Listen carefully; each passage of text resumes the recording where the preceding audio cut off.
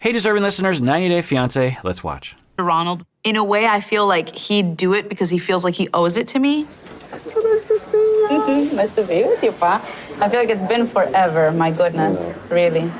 I feel horrible for not being in her life. I don't think that it's good to leave any kids that age. So it's always good to learn about the cast member's past, and we learned that for her, her father wasn't around much when she was a child.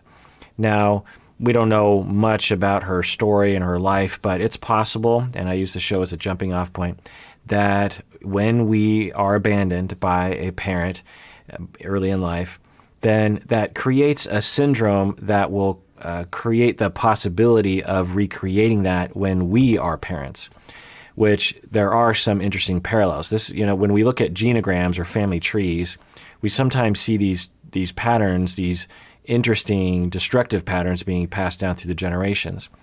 So as with her father was not responsible and abandoned the family and did his own thing, she also, Tiffany, chose a husband who also seems to have that tendency. We don't know, but he, at least from her perspective, Ronald does have that potential behavior of abandoning the kids, of not really caring about the family, being selfish.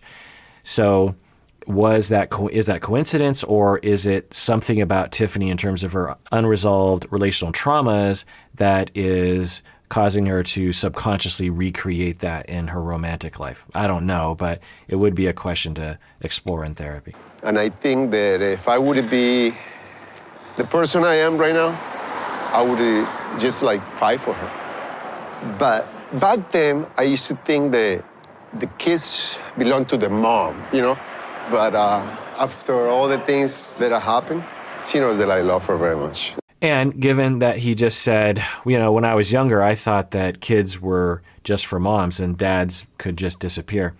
I would suspect that he might have had a dad disappear when he was young as well, seeing these transgenerational issues being passed down.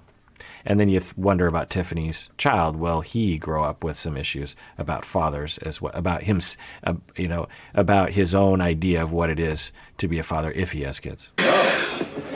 I've been hiding something from you for a while. It would be unfair to not let my dad know of the risks he would be taking when it comes to helping me with Ronald's co-sponsorship.